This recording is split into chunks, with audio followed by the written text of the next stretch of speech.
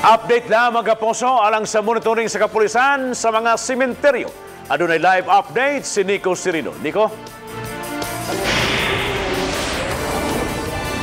Yes, Bob, di mga orasa padayon ang pagdagsa sa mga tao sa mga sementeryo aron muduaw sila mga mahal sa kinabuhi ni mismong adlaw gyud sa mga patay.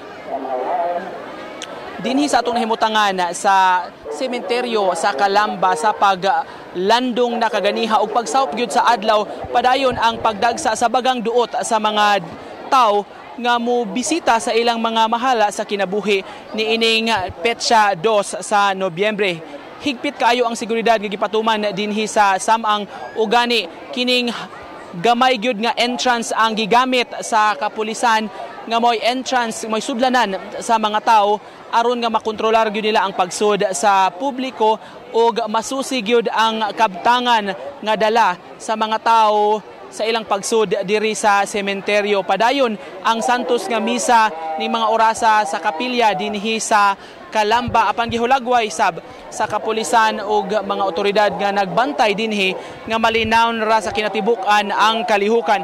Dinhi sa samang sa Calamba duna hinoy mga natala nga mga nakuyapan ug nadala na sa tambalanan. Duna say bata kaganihang buntag nga natunok sab ni siya sa bildo sa usa ka kandila kining gisud og baso nga matud pa murag natandog o wada maha nga natumban sa maong bata. Hinungdan nga dadala sab sa tambalanan og nahatagan og first aid treatment kining maong bata.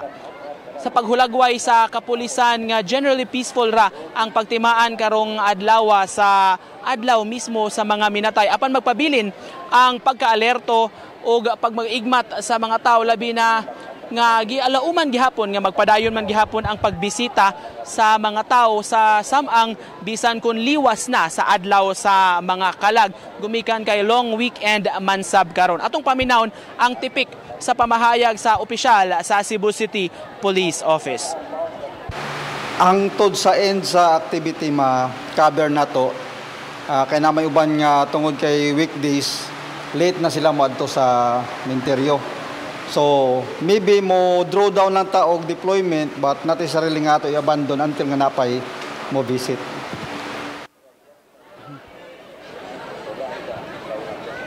Samtang sa datos sa Baabab sa Police Regional Office 7 as of 12 noon kaganiha gibanaban ang moabot na sa 1.4 million ka mga tao ang mibisita sa mga sementeryo dinhi sa tibuok Region 7.